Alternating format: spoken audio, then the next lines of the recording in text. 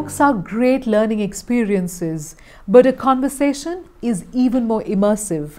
And this show is about just that, conversations that leave you richer and just so much more motivated and stronger in life. Hello everyone, I'm Mannsi Agrawal and you're watching If I Had Not Failed on News 24, coming to you straight from Hotel Yakinyati.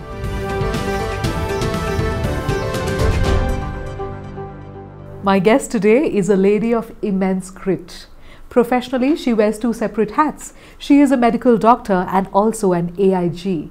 Among her many accomplishments, she is a gold medalist, winner of the Suprabal Janaseva Shri and also medical director of the Nepal Police Hospital.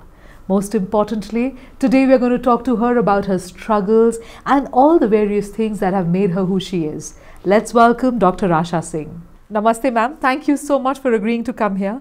It really is an honor that you decided to give us not only your time, but also have this conversation with me. Thank you so much. Thank you so much, Mannsi, for having me in your program. And I'm quite excited to talk about your topic. Okay, that's so nice to hear. And it's in fact such a pleasure to have you here because you represent two fields, both of which are male dominated, if I may say that, and both of which are so diverse. And we will get into all of that. And I want to hear many different things and learn from you. But my first question to you is going to be what I ask everybody else. And the question is, what do you consider your greatest failure? Yeah.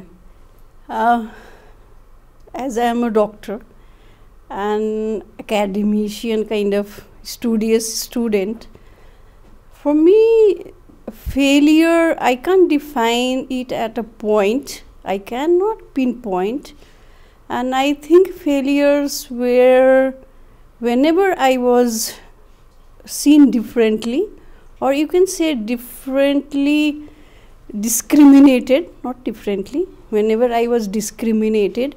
And whenever somebody thought I am a weak gender or a weak person, that was for me failure, because I took that point as if learning something, and I took lesson, you can say lesson, but those moments shaped me, and those moments gave me strength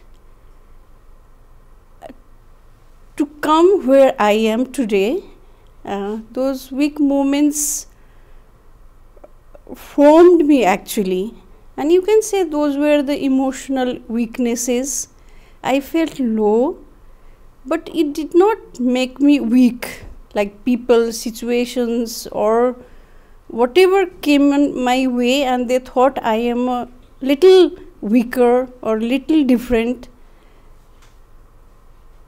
I moved from there. So I think life is a journey, and all those weak moments, as you said, if I hadn't failed, those moments of failure gave me strength to move forward. And I cannot define it in a word or a moment or a point. It's my journey where I am today. All those small little moments, big moments, weak moments made me to come here. I can say that much. Great. I love how you sort of gave us this perspective on how those moments, those weak moments and those emotionally turbulent moments really made you and gave you this fire to sort of go on and to do better. Yeah. But you also spoke very interestingly about how when you were discriminated against, and I heard that word, and you also spoke discriminated on the basis of gender. Yes. Would you like to elaborate a bit here? Yeah. Like being in our society, Mannsi, as you know, we are female, like we are girl, born as a girl child. Not necessarily your family discriminate you, but the society as such puts you a question mark. You are a girl, you are supposed to do this in a different way, and the boy, the same thing, he is supposed to do in a different way. So it's not only for a little girl or little boy, that's the life for us, for women in our society. We are supposed to do things differently. we are expected to behave differently. That's the question of like equality also. However educated you are, however capable you are, however intelligent you are, but you are supposed to behave in different way. But the same men, they might be little less educated, little less intelligent, but they don't have to prove anything. So for us, every time we have to prove that I am equally intelligent, I am equally capable. So those moments, I feel that was discriminatory for me. As a small child in a school, like based on some kind of cultural differences, I was given a very bad remark. I don't want to say that, but that was a point. I said, oh my God, why my teacher is behaving in that way? And I took it that not as I did not go in low phase. Every time I made it a point that I work hard and prove that person wrong. So I worked hard, like studies wise, I started studying. So that is not only for school, that throughout my career where I am. Till now, if somebody tries to like put me down or make me feel weak, then I come back with double energy. I work hard, I work harder. So that's my nature, or you can say that's a gift from God. I contemplate, I look inside, I think, oh, maybe I need to move forward. I love that you sort of spoke not only about the fact that, you know, this discrimination, whatever it was, or these feelings happened when you were younger, but how you sort of made that the story of your life, you know. Somebody tries to pull you down or some situation tries to pull you down and you always use that to bounce up. But how do you use that negative sort of feeling and negative emotion and channelize it positively? How do you do that? What is the kind of self-talk you have at that point? I think that no, I am not that. What she saw me as that point of time, that's not true with me. I am different, I am good, I am intelligent. Then how to prove it?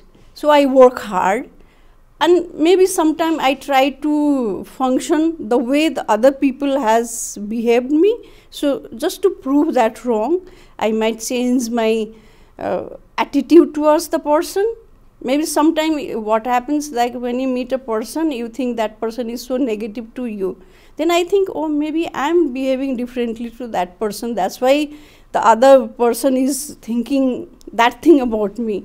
So I try to change myself also, and inside what it goes inside me that no, that's wrong. I have to not prove, because when somebody blames or somebody discriminates or somebody puts me down, I don't like that feeling.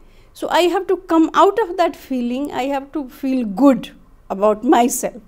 So that's how that feeling changes into positivity, and I bounce back and I work harder. And Mannsi, it's not to prove to anybody else. I took always challenge upon me only.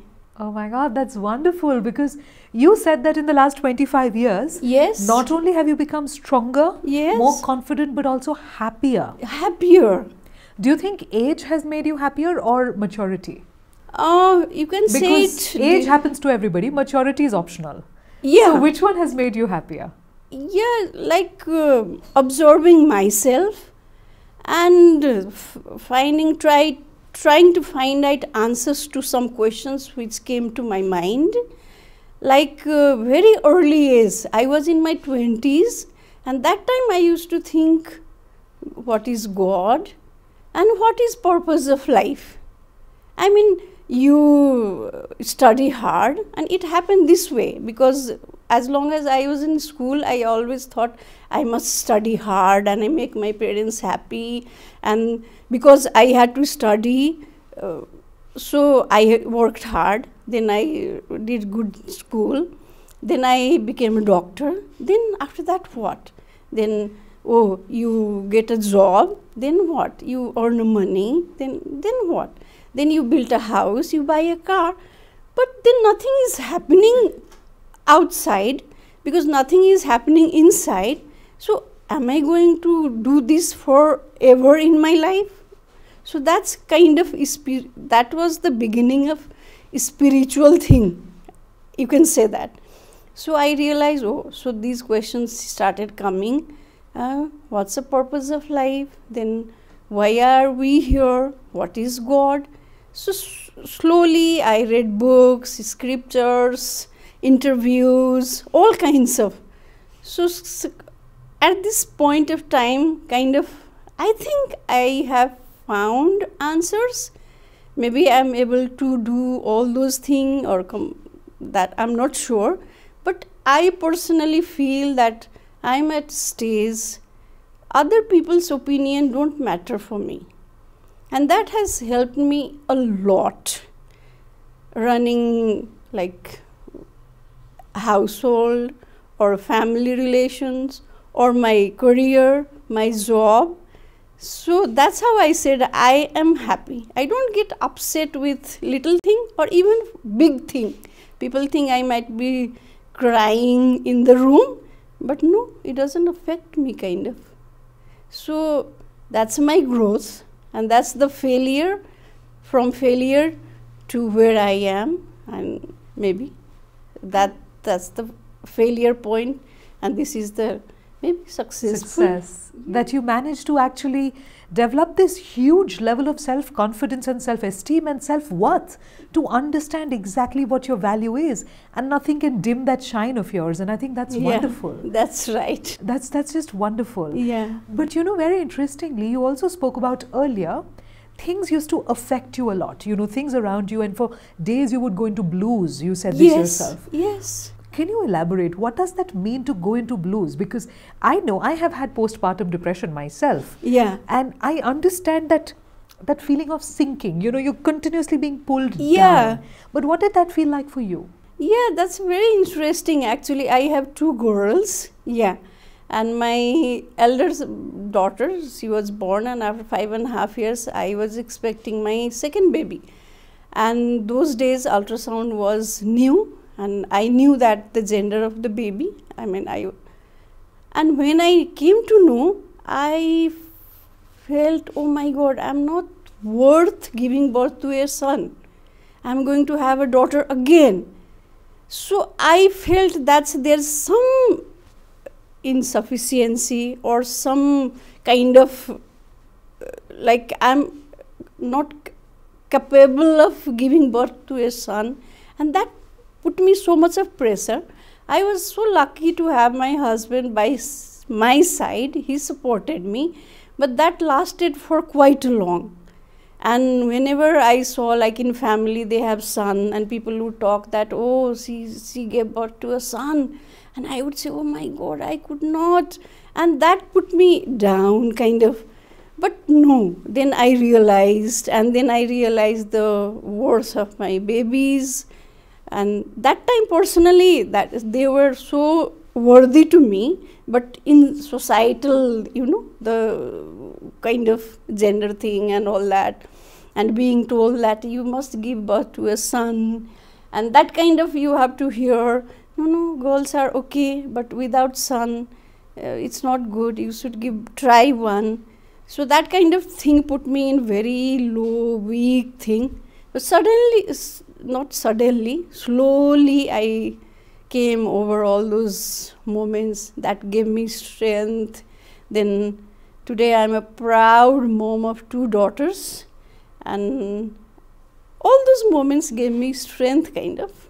I'm sure you're also proud. Your daughters are 2 proud daughters of a very, very strong mom now, because that really is what I see here.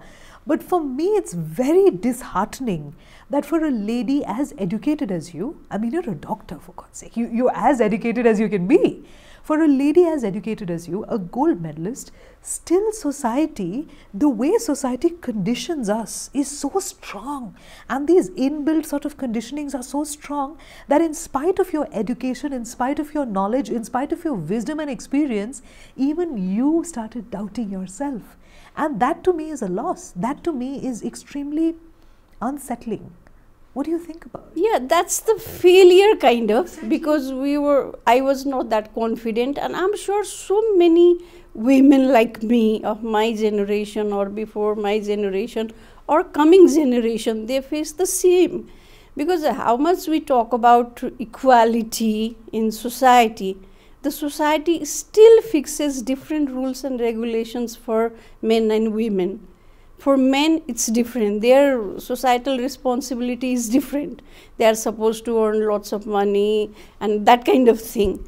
And women, how much educated you are supposed to look after the house. If house is not nicely decorated, they will not say that the man of the house has not looked after the house. They will blame, what kind of woman she is, she has not kept. So that pressure is on you to make your house look beautiful, make your children look beautiful, and when the guests are coming home, to cook delicious food and serve them. So that's a societal role. So that gives you pressure, kind of. So how much we try to change, we have still long way to go. Like I hear in society, like people are teaching their son to work in the house and do household chores and all that thing. But still, sometimes I might have to accept that if I see my husband doing some kitchen work, I don't feel good. So that kind of conditioning we have gone through. Our mom and me and my daughter. Still, even my daughter, sometimes I say her, like my daughter is married, I say, oh, you can't say that to your husband. So, that deep-rooted conditioning is there. So, you can imagine how much educated I am, but I am a woman of this society, and I have fixed roles kind of. When I reach home, I'm a wife, I'm a mother, and then I have to kitchen ma yo cha ki chaina. I have to look after because I have to run my house successfully. Then I come to office, then there I am a boss, and I have to behave in different way. So, yet you are in this position where your voice reaches the people of who are important in the country. You're in a position where you stand up for women. You are in a position where you're so educated and an AIG, and you have this power, yet you have this soft, beautiful, fuzzy little side to you. Do you think as a society finally we are breaking these stereotypes? Yeah, we must break these stereotypes, like when we talk about feminism, and always believed that nature is very supreme and nature has put some role on us. Though we are breaking these things, but nature men cannot give birth to a baby. That doesn't mean that we can't give birth to we have to give birth to a baby and we have to nurture them. So that will remain. But only I demand, or women of this generation, we should receive the respect. Absolutely. And I'm hearing it from a woman who has stepped into two, I would say, unconventional. While being a doctor is not so unconventional anymore. Yeah. We have many female doctors who are doing a great job all over the world and even in Nepal. Stepping into it at that point, I'm talking about many years ago, where it was primarily male dominated. Am I correct? Yeah, sure. Still it's male dominated. But yeah, it's better. The ratio is less sort of warped on one side now. So how did people perceive you at that point? Was there a sense of doubt, Katie, will she be able to do this? Was that doubt there ever? Or did they always trust your academic qualifications and skills? No, not at all. Even that was a doubt that happened? It was a doubt. Like, as I said, like I was in profession, I was a doctor working in police hospital. It's a uniform. I loved wearing uniform, kind of, you know, that gives you confidence and that gives you kind of identity. It was luck by chance, I can say. I entered police, long story, let's not go into that. But people thought, oh, she's a kind of shy girl looking after her husband and children. She won't be able to do that. And those were the time when I was more concentrating on my babies and looking up. But when I was done with that, and people started thinking, oh, I'm like that. Then after 10 years of gap, I entered in MD course and I completed with flying colors, you can say. So that gave me confidence. Then same again, I started working. Whatever I do, I give my 100%. Like that also I learned in a course of time. It wasn't in the beginning when I was in office thinking of home, and when in the home thinking of office. But after some years, I learned, like it was internal evolution for me, learning that whatever you do, give it 100%, then results will be good. So I started working, started making my impression, people started recognizing me. But still people thought that I won't be a good police person. I won't be able to go out in the like police circle, and people doubted me. It was like before this promotion 1 year, like when I was promoted to DIG, that time I realized, oh, when you are not a number one, people think, oh, she's like that. And I made it a point. Then again, the whole energy I put into myself, and then I bounced back. Then here I am. I was promoted to AIG, and people talk like, oh, will she be able to coordinate with different organizations? Because I am a doctor, I am police hospital, I have to keep communicating with the headquarters, with the ministers and the higher authorities. And people doubted that skill. Oh, she won't be able to communicate with people, she won't be able to do this, you know, the administrative job and all that. I said, wait, I am a doctor, so how much that is there to learn? You read a book, that's a communication skill. With time, with confidence, you learn all those things. And then I had to face COVID time. And we made a mark in nation, actually, how police hospital worked. And I was honored also. People do recognize. And it was before that nobody would know where police hospital is. But now there are many people. The way we worked, we provided all the services. So it's the same thing. If people hadn't discriminated at my DIG promotion, maybe I wouldn't want to be AIG, but they discriminated me. I felt, oh.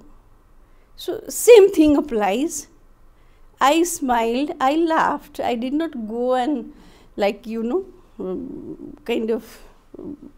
I did not take revenge or did not do bad to anybody. I channelized my energy and I tried, and here I am. You know, as you were saying this, and it's a very funny thought I had, and the thought was, inside you is a naughty little boy who's like looking at proving people, like not proving people wrong, but showing them, you think I can do that? Wait till I do this. Wait till I achieve that. Do you sometimes feel, because you were saying that and I was thinking of my son, you know, when you tell him, oh, you can't do that, he's like, wait and watch. Yeah. In 2 days, he's going to do that and prove you that he's capable. Do you have that sort of feeling? Because I could sort of absolutely imagine him there. You can say that. Like it's I always challenge myself, and Mannsi, I tell you, I never try to impress people. I am what I am. I never try to prove to people, because I tried to some extent. But when like that said, no, when you try to make other people happy, nobody becomes happy with you and you are suffering. So it's the thing is, and the spirituality teaches you that you make yourself happy. So when you are happy, you are confident, then everything falls in a place. So that's what I believe, and I think that's it. That's great. You know, you also used, in the last thing that I asked you, you also said that that was my internal evolution. Yes. And this is a beautiful phrase, and I've never really heard it before, and I haven't heard it on this show at least. What do you think is internal evolution? And for a person, let's say my age, younger than me, you know, because I know that this show, interestingly, is watched by a lot of young students. We have a lot of college-going students who are watching. We have a lot of people who've just entered their profession. And you know, within the first year, something goes wrong and you're like, oh my God, look at my timing. I entered and there's COVID and I can't do this. And I wanted to have that dream, that goal, whatever. What is internal evolution, and how can internal evolution, according to you, help them? Because what we want to do is we want to learn from your experience. So what do you think are some of the things they can do to evolve internally, and why is it important?